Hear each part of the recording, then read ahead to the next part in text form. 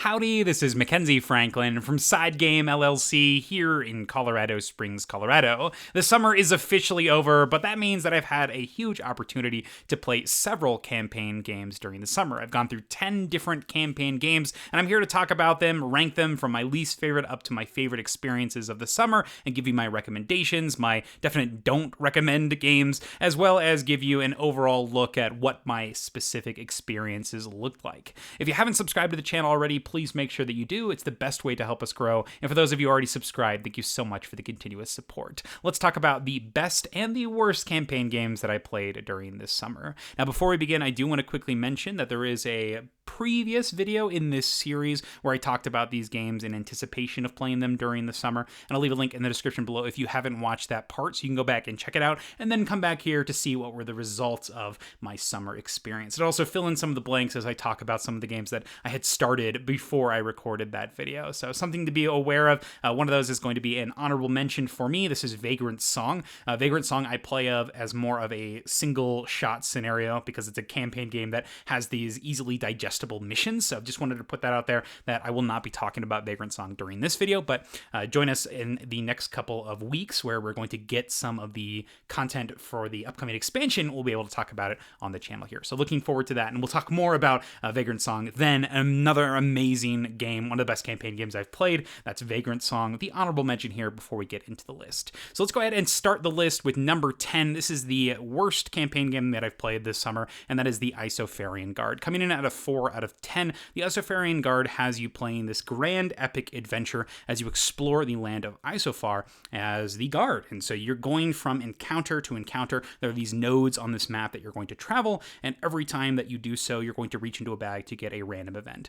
Majority of the time, this is going to be an enemy of some sort. There are some rules erratas that allow you to skip these encounters, but you definitely need to do these encounters and to grind to be able to get the amount of XP, as well as the loot to progress your characters, to boost up your numbers, to actually be able to defeat those enemies later on. So when you do these encounters, which happen very frequently, you are going to be using a bag building, engine building system, where every single round you'll pull some chips from your bag, use your action points to take different actions on your board, and each character has a different board with different cards that you'll be utilizing. As you level up, you'll get new cards to go to your board, but these do not happen very frequently, so that is something to be aware of. And every time you place something on your area, you are going to use a combination of chips and action points to deal damage, gain status effects, add chips to your bag in order to bolster yourself, help out your other teammate, because you always have to have two characters that are active at the same time in order to defeat enemies. Now, my favorite part about this game is the enemy AI. I think it's intuitive and easy to run, so it almost feels like it's always your turn, which I appreciate. So when you flip over the AI card, they have their own action cube pool that they'll be using, and then you resolve it. They'll attack you, they'll put up defense, maybe they'll heal, maybe they put some status conditions on you, and then you take your turn. So it does quickly get you going, and so you are spending most of the time on your turn, which I appreciate. That being said, I think that the combat in this one is extremely cyclical and pretty boring once you've played it a couple of times, because there are set routes in order to do with the engine building. And that's another thing I dislike, is you have to do engine building every single combat, and that engine building is optimized. Like, there's a correct way to do it. A lot of the time, it has to do with gaining more action points for your characters and then building up a specific amount of bags, and there's not a lot of things that you're doing outside of that. So you know how to play these characters pretty much as soon as you start playing a couple of games. There are optimal ways to do it, so then you grind in order to get your numbers bigger, because you eventually will hit bosses and enemies that just require you to have bigger numbers, and it's pretty frustrating experience, honestly, when you need to grind to do these things, but the things aren't necessarily changing enough to keep it engaging and interesting. So this is not a system that I'm looking forward to coming back to. I'm in the process of trying to get rid of it right now, and it is a gigantic game, so it is pretty hard to move, but I was pretty disappointed with my experience with Isofarian Guard, so much so that I actually even got to talk to the designer of the game, and they told me about things. We had a video conference, and he talked to me about all of these different things that they had done for the game to help improve the grind, including that skipping of the encounters, but when I was playing, you needed to do the encounters still, so it actually wasn't good for your character in the long run to skip them, because you needed the XP and the gold to do so. And then there were several optional quests that you could take that would help with some of these problems that I was having with the grind, repetition, and all of this extra stuff. If you went on additional side quests and put more time into the game, did more extra stuff, then it would cut out some of the issues that I was having. But to me, it felt like why am I putting all this extra time into this experience to change this thing that is wrong with the game by adding an item? So all of a sudden I'm not using interesting items, I'm getting these other special things in order to mitigate something that is just wrong with that core game system. I think that this style of error shouldn't be in the game in the first place. And so that was my biggest takeaway was from this.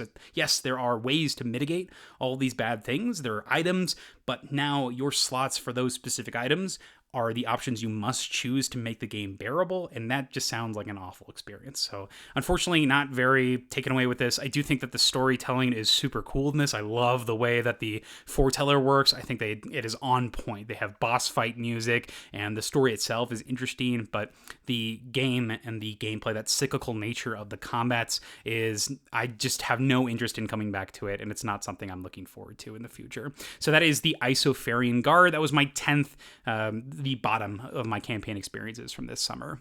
Next up, we go to number 9, and this is Arkeis. Now, this came in as a huge surprise. I remember backing this about 3 or 4 years ago, and it showed up on the doorstep one day. No shipping notification, no nothing. All the stuff was in there for all the expansions, and whoa, this really took me by surprise. I remember originally getting this because Antoine Baza was part of the design team building a steampunk Egyptian dungeon crawl, and that grabbed my attention for sure. It's a legacy game through and through that also has campaign where you go from mission to mission and you're unlocking bonuses and level ups, XP, and your mission progress affects your next run. And that's in the form of upgrades as well as injuries, items that carry from mission to mission. Now, it does a really cool thing with the exploration where there is a deck of items and then the tokens are represented by that deck of items. But a lot of the times I found it pretty fiddly with the setup where you could just put the card on the board and that would serve as the items. That's what I ended up doing because it did take a lot longer for setup and actually playing and having to go and shuffle through the decks when you could just, instead of placing a token that represents this blue thing and then looking for the card that represents that thing, just put the card in the place. So I ended up doing that. It makes it a little less thematic because you're not using the tokens to represent the items, but I do think it helps streamline that gameplay. So that's my recommendation if you are playing this. Just put the cards on the place when they show in the setup.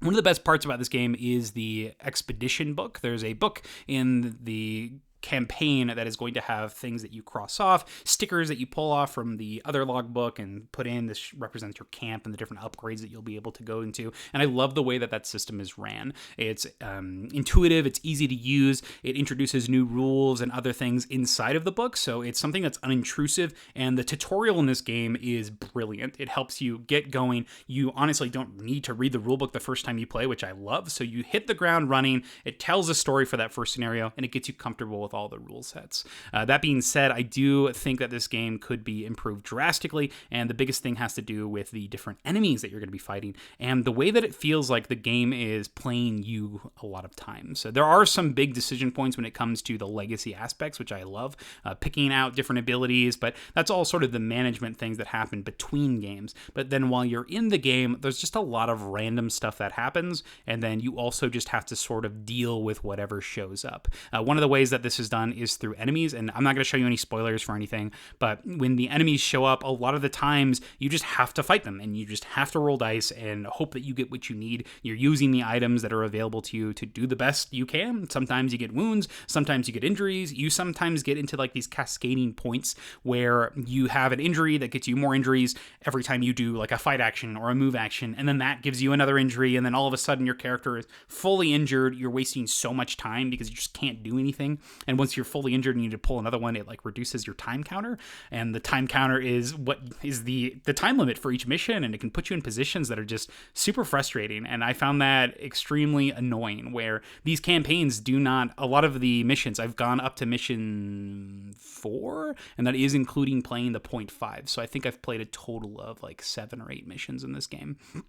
But a lot of the times, you'll get into these cascading failure moments where you get a negative to a negative, and then all of a sudden your game is just over, and you can't continue. You have to continue, but you can't go back and get any of the other things. It's like half of the decks that are unexplored, and it's a pretty frustrating feeling where it's just like, well, that's just the game, and I really couldn't do anything about it, and now it's going to affect me for the rest of this experience. And a lot of the times it hasn't been a big deal when it comes to like items you may have discovered, but it can be a big deal when it comes to the experience that you could potentially get, and the coins, because those do turn into upgrades for your camp as well as upgrades for your characters. So you're losing out on not just the abilities, but also the story from mission to mission. And that's pretty unsatisfying to me, is where you have all this content, but you don't get to experience it. And since this is a campaign legacy experience, you miss out on it. Like, you have to have that reset kit if you do want to experience it. And it's a one that you can't really reset unless you reset the entire thing. So I found that a bit frustrating. That being said, there are a lot of moments where it is fun. I enjoy the exploration. I love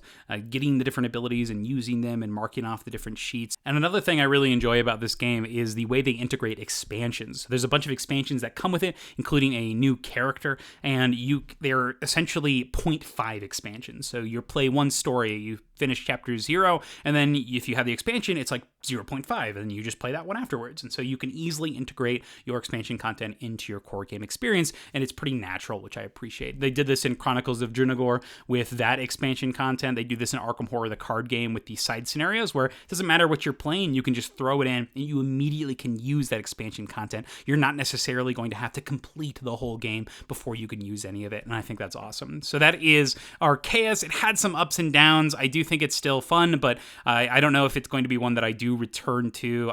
Maybe I'll finish it. I have maybe like 4 or 5 more missions left, but then I probably will get rid of it. We do have a reset pack, so can reset it and then send it forward. But easily accessible. It is one that you can get playing and going with, but definitely not my favorite campaign experience. So that's number 9. That is Arkeis.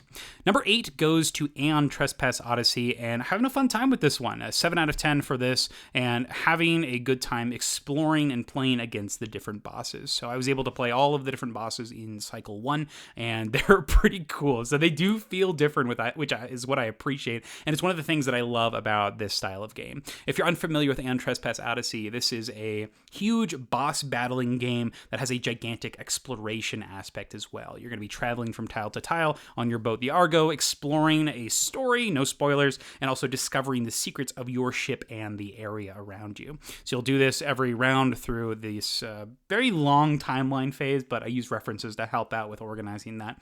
And you'll go and get resources, explore the area, go on these stories. You'll have your own personal journeys that your different characters have, and that will eventually lead up to these large boss battles. And each boss battle, the characters do feel different, which I appreciate.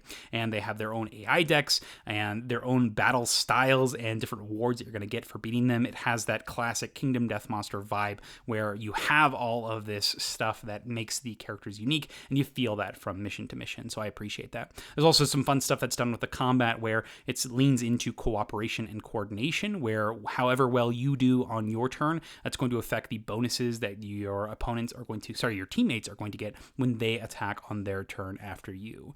You also have lots of story moments that can occur during battles, but also some crazy ups and crazy downs. So there's a lot of randomness that can occur, but I think it's fun in this sense because it is building up to these big crescendos. You're building up to these moments where the more you attack, the more in danger you are of dying, but the more damage and the more modulation and control you have over your different attacks. So I think it's a cool balance. They call it the inverse battle paradigm, where everybody starts off weak, and as you continue, you get stronger and stronger as you get closer to death. The thing that I think is probably the weakest is that map exploration. I think it's just okay. I enjoy the story. I think the story is cool, but they are little disconnected from time to time. As you go through the cycles, you'll have maybe 10 different stories that you can potentially learn about, and then you don't have any control necessarily over which story that you get to learn more of. So you could get a bunch of one story and then a little bit of the others and never see where those plot lines go, and that can be a bit frustrating. But I think that the boss fights are fun. I enjoy that a lot, and I think that this is one that you should check out if you like this boss fighting style game.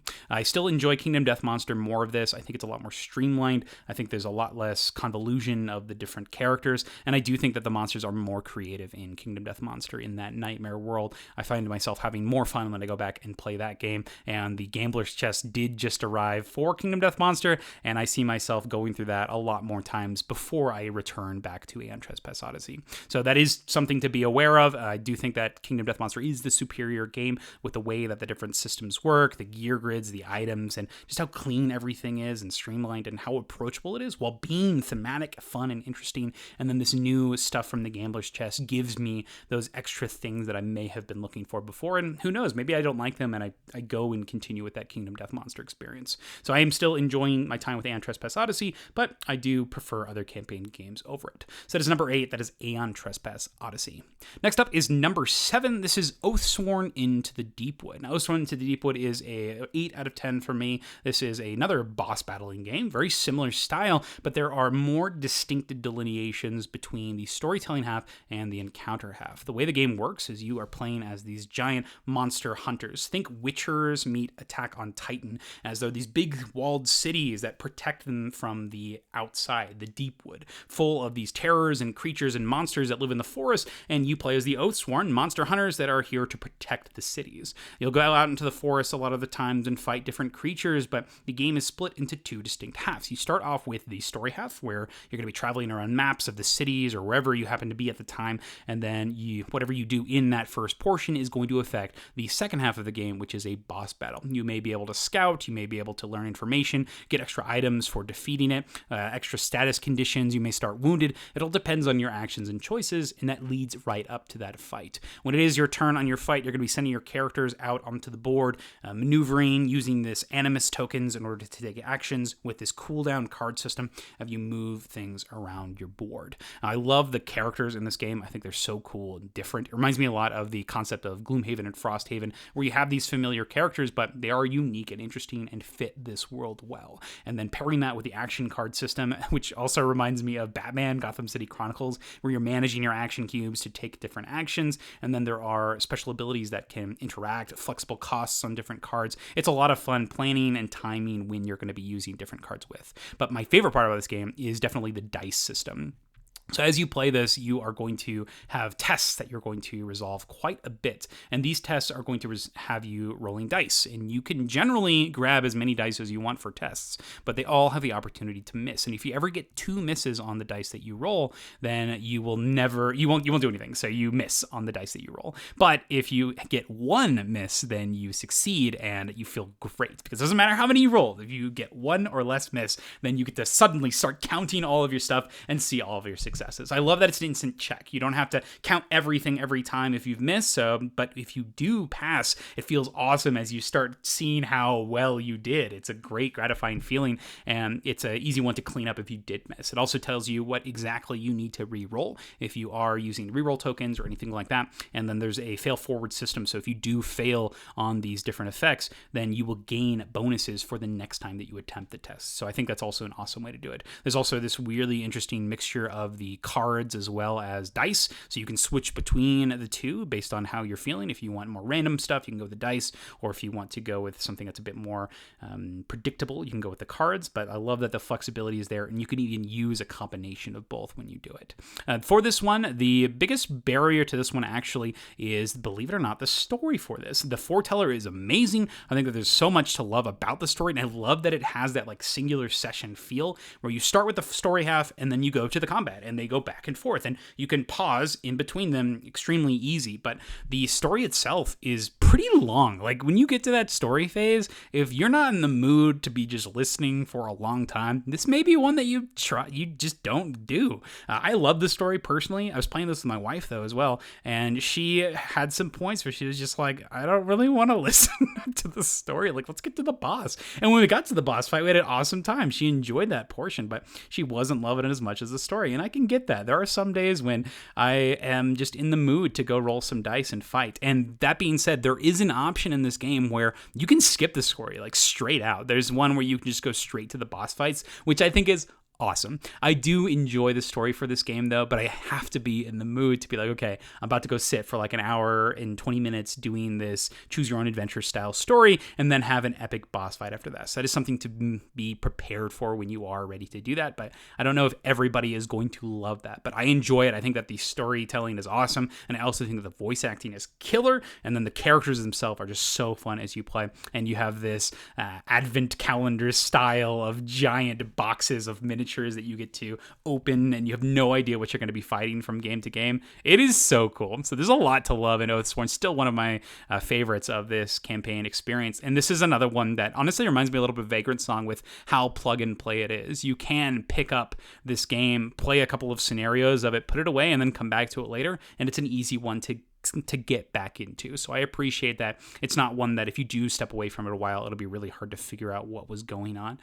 This world seems persistent, and it's one that I do enjoy visiting. So that is Oathsworn Into the Deepwood, number 7. Number 6 goes to ISS Vanguard. This is a big space exploration game, as you play as the crew of the ISS Vanguard from Awakened Realms, an 8 out of 10 for me. And this is a game that I had on my table for 2 weeks straight, and just whenever I had a chance, sat down and continued exploring space. Now, my favorite part about this game is the exploration of the planets themselves. You'll have your different section leaders that have these action cards that you'll be using to mitigate dice, take additional actions, and explore the planet. You'll be moving around, interacting with tests, and learning the story of the cosmos. And so your goal is to explore as many different areas as you can. And I got to this point in my campaign where it started to open up even more of the exploration and sci-fi aspect, and giving you these choices as to what you want your crew to be. So I thought this was such a cool way to do it. I'm not going to get into any spoilers here. I believe this is from the tutorial, but there's a lot of cool planets, unique enemies at them, and they all have a different feel. So whenever you travel someplace new, it feels awesome. And this switches from planet exploration to the ship book management. And as I mentioned before, no spoilers, but this book is going to essentially be your everything. This is your ship. So this is your crew. This is all discoveries. It's also a huge amount of steps that you're going to take to get from section to section. And this is a little bit of a weird thing to me, and it's still something that I grapple with when I play, is it feels like I am perpetually in setup in this game sometimes when I'm going from mission to mission. So after the exploration, I'm using my actions, I'm rolling dice, I'm moving around, and then I get back to the ship and I'm slotting in all these things into the book. I'm moving things around, turning the pages, following these flowcharts kind of as to what actions that I'm going to take, trying not to miss any of the rules as I do, and then flipping each page and going to each section. So it feels like there's a lot of maintenance in this interim, but a lot of it is fun. So I've gotten to this point with ISS Vanguard where I am enjoying this process a lot more than I used to.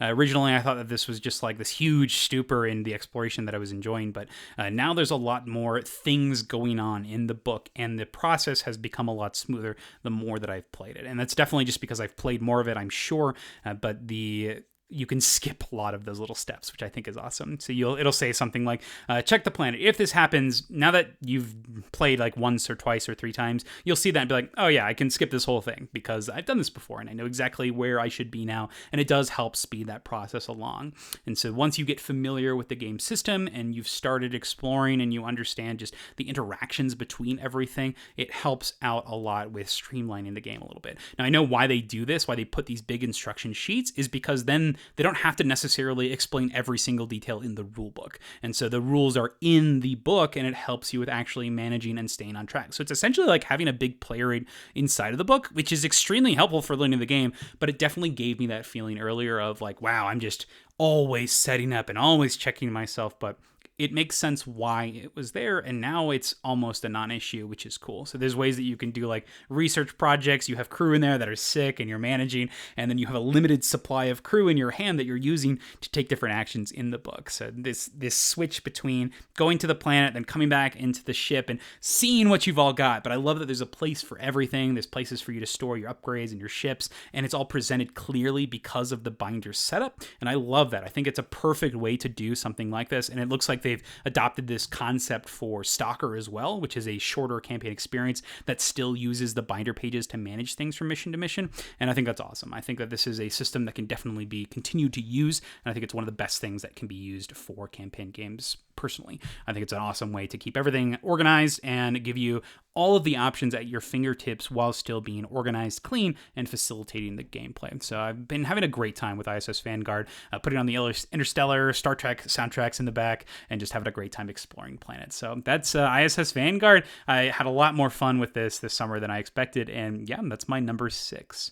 My number 5 goes to Etherfields, and this is another one that I've been loving. Etherfields is also by Awakened Realms and is the dream crawling role-playing game. You play as dreamers who will go from the slumber to slumber until you finally make it to a dream gate, and you'll interact with this dream. You'll grab its tiles as well as its cards, set it up, and then explore. Each of these is going to have you placing these tiles on the board, unlocking secrets and cards as you place them on the map, maneuvering around the board, interacting using these cards in your hand, and it's up to you to solve the mysteries of whatever scenario you're on and gain special abilities, equipments, upgrades, and just explore the dream world and try to figure out exactly what's happening. So no spoilers, I don't want to tell you any of this, but this experience is so much fun and I'm having a blast with it. They did a big rehaul of all the rules where they've essentially made it so you have an appropriate amount of setup for each round and you still get to explore the world. They've changed a lot of the iconography on everything as well. This upgrade pack was crazy with what it did. And at first I didn't really have a big issue with the game, but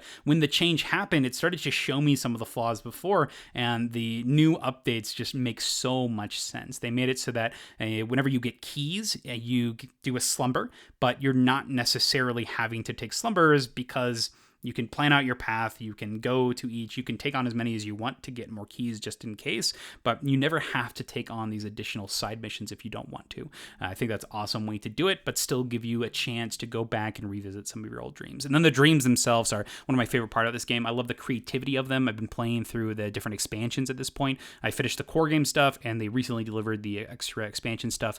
And the new stuff in the expansion is so cool. No spoilers, but they add new mechanisms to the game.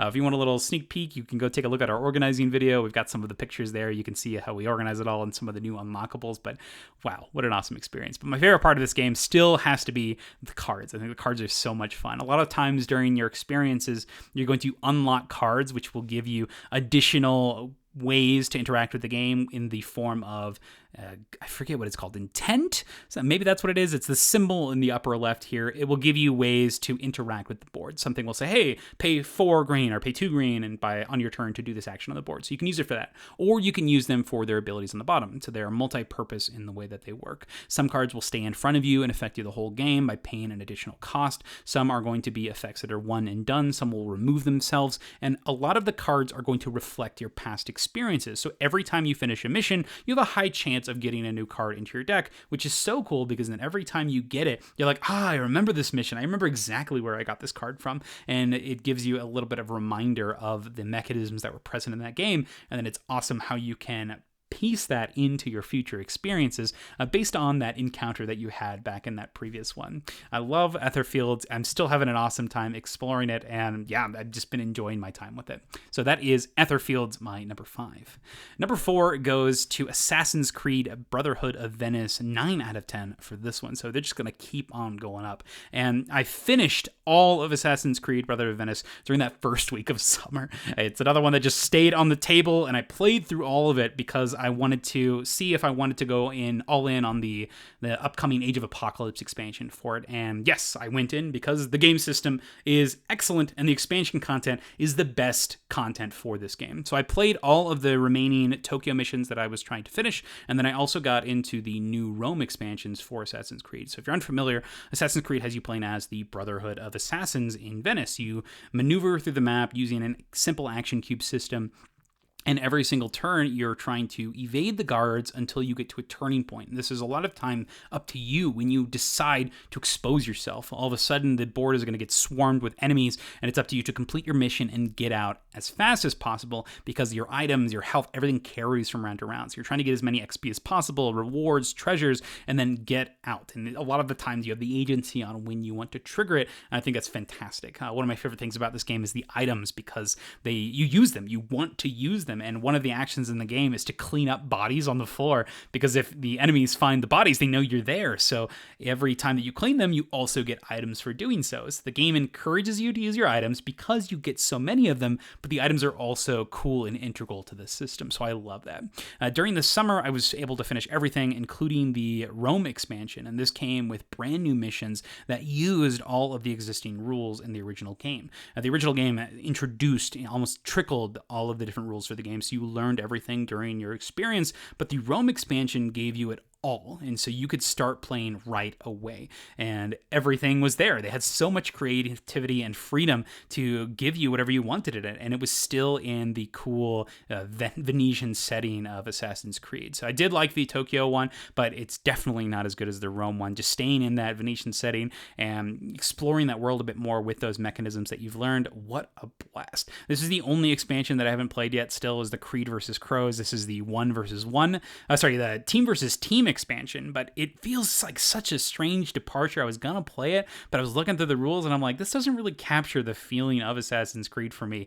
We're gonna play it during FranCon, but ended up not happening. But this Roma expansion, I can't recommend this one enough. If you're gonna get any of them, get this one. It adds new characters, new abilities for those characters, as well as new item cards, brand new missions, and yeah, you can see here there's 8 specific missions in this campaign with their own envelopes, new cards, and then a headquarters that is specific to this mission. And it also has the new game plus content at the end, just like the original game. There's a bunch of fun stuff and no spoilers, but it's excellent. So that exploration of existing mechanisms, an awesome time, and I can't wait to see what they do with the Age of Apocalypse, as they're going to give you a map that you get to explore the jungle with and have a bit more of an open world with how you take on these missions. It sounds like a lot of fun. So that is number 4. That is Assassin's Creed Brotherhood of Venice. Number 3 goes to Frosthaven. Frosthaven is one I have been playing with Ariana. So my wife and I have been going through all of the different missions, and I've been having a blast with it. Now, there was a bit of a lull where I had 2 missions that I just wasn't having a great time with. And I'll talk about that in a second. But Frosthaven has you playing as a band of mercenaries who are sent out to this outpost out in the cold. And your goal is to build up this city by gaining resources, by going out on these different missions. Every time you complete missions, you'll get to upgrade your characters in the form of items and getting new action cards for them. And then you're also able to pick different action cards each time you go into your different combats. You start to learn how the different enemies react based on the different creatures that are fighting. You can sort of outfit your characters so that they're able to take on these different missions. And then based on how well you do in those missions, you bring back resources to help you with your community of Frosthaven and building up that base. It takes the core Frosthaven system of taking 2 cards every turn. You pick the top half of one and the bottom half of the other and stick them down, reveal them, and then in that moment you decide which one you actually want to use and do the best you can to defeat the enemies, complete whatever the objective is, and that changes from game to game. This also has the foreteller narration, just like Isofarian Guard, but it also has the gameplay to back it up. One of my favorite parts about Frosthaven is the character design, as well as the way that the action cards work, how you are able to have somebody that uses different mechanisms of the game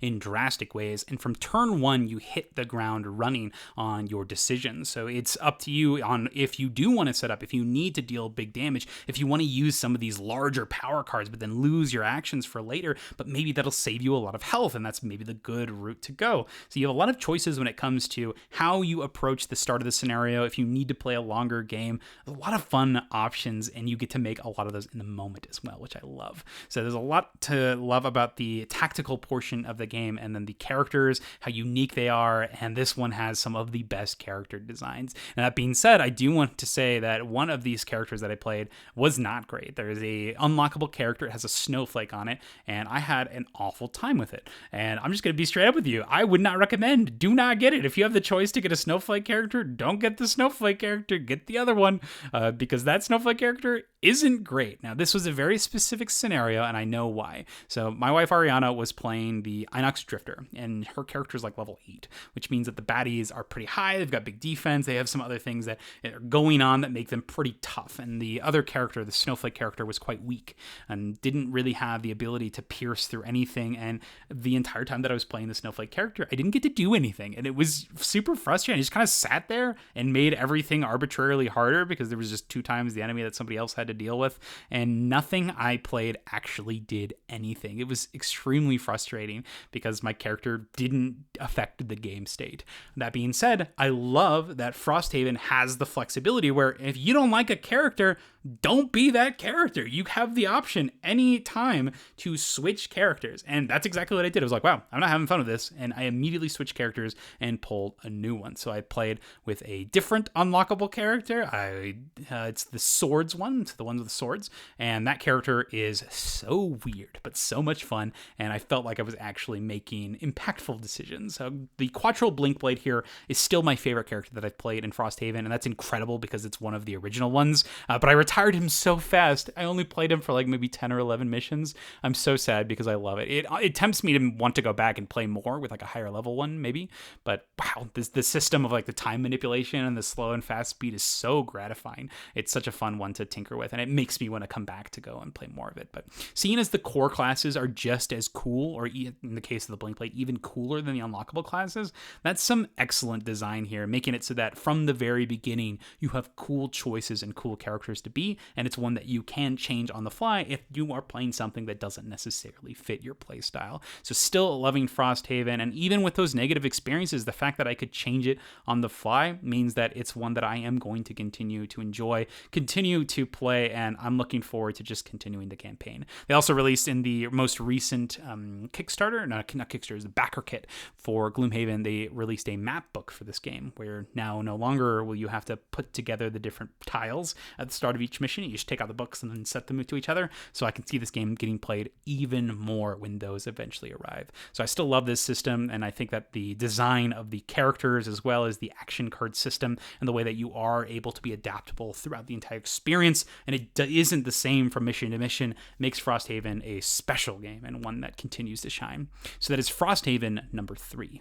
My number 2 goes to Arkham Horror, the card game, and I've played a lot of Arkham Horror, the card game. Shoutouts to my family, the Franklins. We played an entire campaign together. We went through Carcosa, and then shout out to my friend Robert. My friend Robert and I play a lot of Arkham Horror, the card game. Play 2-player, and we played through 2 campaigns this summer. So the first campaign that we played was through the Innsmouth Conspiracy, and we wrapped this up. I was playing the Doctor, Vincent Lee, as we fought the Innsmouth, the fish people, and I gotta say that I think Innsmouth Conspiracy has some of the best scenarios. It has 2 dud scenarios, which is okay, but the other scenarios are bangers. This has like one of the best intro scenarios. It does a great job of pairing Push Your Luck to this Arkham mythos, and the Innsmouth theme is done brilliantly in this entire game. So I love this box. I wish they would do a official return to for it. I know there's a fan-made one that you can do, but the inclusion of tokens, this exploration mechanism, I love the Curse and Bless tokens, and those are coming back in the most recent expansion that just got announced. I forget what it's called already, but Gen Con, they did announce that they were going to have bonded cards and a new revisiting for Curse and Bless, so there's going to be even more support for this style of play. I love Innsmouth Conspiracy, one of my favorite campaigns for Arkham Horror, the card game. Might be my favorite campaign. I think it might be my favorite one. I have such a fun time with this one. So that is the Innsmouth Conspiracy. But then the other one that we just finished was the Edge of the Earth campaign. So Edge of the Earth has you playing in the Arctic, and this was the first time that they combined all of the packs into a single box. So everything was there. If you bought the campaign box, you had everything. So they had ways that you could like revisit different scenarios, and it made it so you didn't need another pack. You didn't have to wait. It was all there, which I thought was super cool. One of the coolest ways they do this is through the Tech Lily weaknesses. These are weakness cards that get added to your deck and will stay from mission to mission. And so you're trying your best to get rid of them to make it so that your deck is more efficient over time. There's these frost tokens that go into your bag that you're trying to get rid of as well.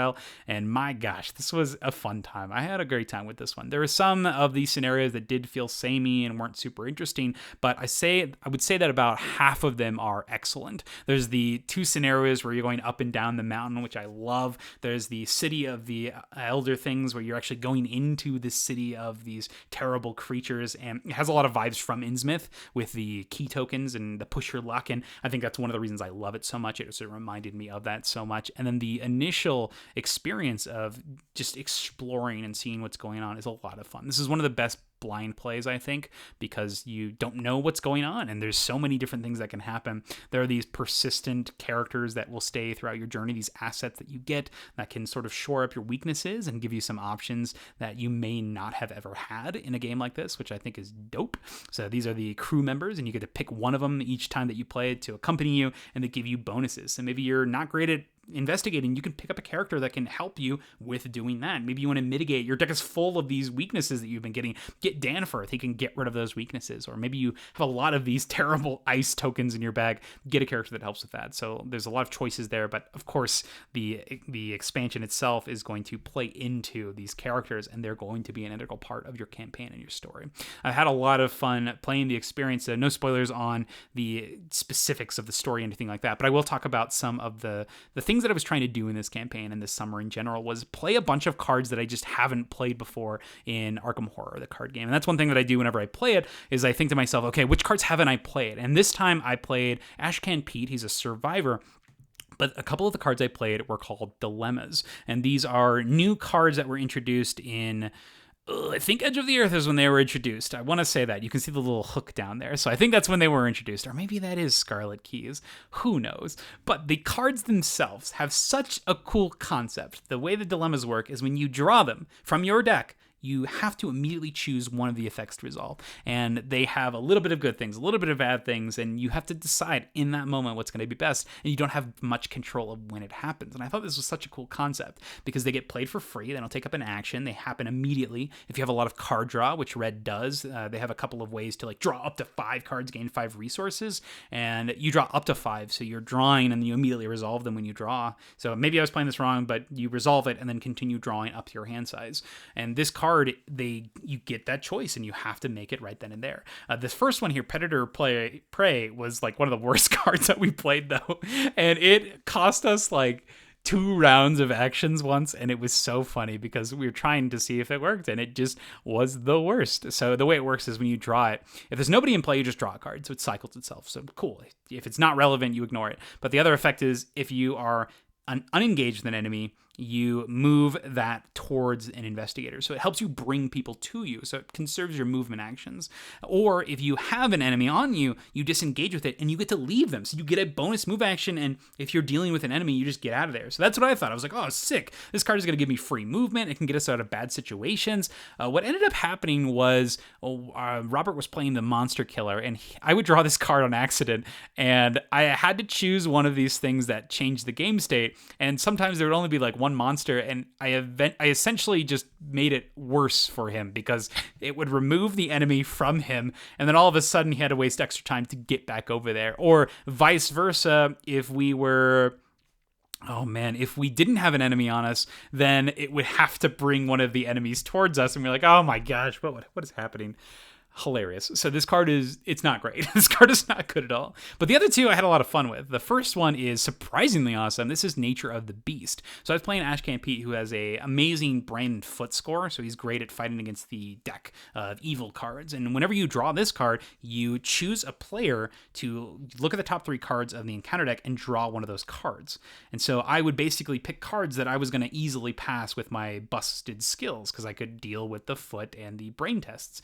And then I chose any character to discover a clue at a revealed location anywhere. So this card was basically a pass a test. You may fail, but probably not. I don't think I ever failed on this. And then you also discover a clue at any location. So you got a free clue saved in action. You could take it from anywhere. And in this campaign in particular, there were a lot of locations just everywhere. So it was easy to just have a clue somewhere, and it worked extremely well. And the other thing that was cool was I could fish out enemies to give the monster killer something to do to trigger all of this stuff. This card is awesome. And I think the more I play this, the more I'm just like, wow, if you have like a defensive stat or great at killing or get bonuses from killing, this might be one that you throw in. And the fact that it's so cheap at 1 XP, this card is awesome. And then the other card that I had a lot of fun with Ashcan Pete in particular, because he relies so much on card draw and using the cards in your hand to do other things, was At a Crossroads. And this card is also cool. The way it works is when you draw it, you have to decide either somebody is going to immediately take an action and then discard a card at random from their hand, or you lose an action on your next turn and you draw 3 cards. So this is so interesting because you lose it on your next turn. So if you draw this on your turn, then you can take the extra card draw and not pay for that action immediately. And then if you decide to take the action, then yeah, you lose a card, but that might be the action that you needed. Just that extra burst or something happens. And you can decide who gets this? It's great for Pete because he can refill his hand after he's used it to duke a bunch of times, but this card is flexible, it's awesome, and it feels great to pull because it's either that action or just more cards, which is so neat. So I had a great time with this at the Crossroads, as well as the Nature of the Beast. There were some other dilemma cards that worked well in larger player count games, it seemed, but I'm happy that I gave these a try, and I found one of my new favorite cards. I think Nature of the Beast is awesome, and it's one that I'm going to always consider when I'm playing red. So that was Arkham Horror, the card game. Feast of Hemlock Vale, that's what it's called, that has the stuff for Innsmouth Conspiracy. So Feast of Hemlock Vale is going to introduce more of those curse and bless tokens that were in Innsmouth. But yeah, those spoilers came out. It just makes me even more excited that to be engrossed in this game. So I love Arkham Horror, the card game. I keep loving it. I had debated a lot of times between bumping it from a 9 to a 10, but I settled on a 10 because I do think Arkham Horror, the card game is just that good. It's so much fun. It's a game that you just constantly think about, and then when you get a chance to play it, you're always trying new things and exploring the story paired with fun, interesting mechanisms. You're always doing things differently. Love this one. That is Arkham Horror, the card game. Amazing game. But my number one, the best campaign game that I played this summer is Sleeping Gods. This remains to be the best campaign game. It's an exploration game as you play as the crew of the Manticore exploring the Wandering Sea. You'll go from island to island exploring, using your crew's abilities, reading story passages in a simple structure. You start with a worker placement where you get resources as well as additional tokens and cards, and then you'll resolve an event, and then that event deck is your timer, so as it dwindles, it gets more difficult, and you're trying to do the best you can to use your time as effectively as possible because you can't just meander. You have to be doing something in a race to get 8 totems. Then you enter the action phase where you're going to be gaining equipment, healing, moving around, interacting with those story beats, all in the search for totems. And these totems have immense power. You're getting special abilities, using them constantly, learning your effects as you go, and having this gigantic selection of powers and abilities that you utilize almost all the time. I love this concept, and the fact that it works so brilliantly makes this the best one. You play, you're always playing, there's no ridiculous setup that happens, and this is a game where you could just sail forever. I loved it. But one of the best parts about this was I got to play this with my dad, and he had never sat down and played a campaign game like this, and so this was his first experience with it. He's like, hey, let's give it a try, and we played for like a solid 6-7 hours straight, and just having a blast. We were going around, exploring, having fun. I let him take the wheel and make most of the decisions, but even with that, we got to points where I had no idea where we were, and I've played this game like 9-10 times at this point, complete campaigns, and I'm still exploring new things. It's so much fun, and the fact that it's always exciting. There's these tense moments, and one of the most tense moments was the combat in this experience. We started going, I think it was south, and met some creatures that were pretty tough. We had to coordinate and cooperate, and I think that the 2-player version of this game is particularly great because you have control of your specific characters. So in the solo mode, you have a lot more freedom of which characters you're activating in which order, but there's a lot more constrictions in the 2-player because of where those different action and activations lie. So it has you thinking in creative ways to defeat these enemies, and it was just so much fun. I loved reading the stories and making decisions and deciding what kind of pirate crew we wanted to be. My dad liked it so much, he went out, I got a copy, and I have it saved so that when we're ready to continue our game, we can keep on playing. So I've had such a fun time with Sleeping Gods, and he's going to be here in a couple of days, and maybe we can sneak a couple of games in together when he arrives. So Sleeping Gods, still the best game. Having such a fun time with this, and happy that I got to share it with somebody who means a lot to me. So that was amazing. So Sleeping Gods, still the best game, and my best campaign experience of the summer. And that's it. That's the list. Those are all of the different campaign game board games that I played during the summer of 2023. I'm curious to hear what you think about these games in particular. What were your experiences with these campaign board games? Any interest to you? What games did you play this summer? Any campaigns that you finally got into that you've been waiting for a while? I'm lucky enough to where I am a teacher right now, and that means that I can have that large amount of time to dedicate to these games in the summer while still playing heavily during the year with the time that I do have. So loving games in general. Had a great experience with a majority of these games, and I'm looking forward to playing more. I'm playing some more Arkham Horror this upcoming week. We're going to play some Dream Eaters, which is like, I think that one, that one's so hard because Dream Eaters is so good. It's a bit more linear, which is, I think, where the Innsmouth Conspiracy gets the edge, but the scenarios are so good in the Dream Eaters campaign for Arkham Horror, the card game. So get to play that. I haven't decided which investigator I'm going to try. I want to play green, I think. If you have a recommendation for me on a weird deck to try, maybe I'll play that Survivor guy though. There's this Survivor that I'm playing that I played with in like a single shot scenario where he's all about items, Bob Jenkins, and just getting super efficient items usage so you can take free actions to play items every turn and just using these one-off effects. A lot of fun because you're playing a lot of cards you normally wouldn't, and it's a blast. So I like stuff like that. So looking forward to trying that out. The Gambler's Chest, can't wait to play more Kingdom Death Monster. I need to build those miniatures. So they're sitting on the table in front of the TV. So just waiting for a session of just chill time and assembling. And of course, I just want to play more Sleeping Gods and Frosthaven and Etherfields. I have more campaigns to get through of that. Wow, what a great time to be a board gamer. So awesome stuff happening here. Looking forward to your thoughts. Thank you so much for watching SideGame Strong.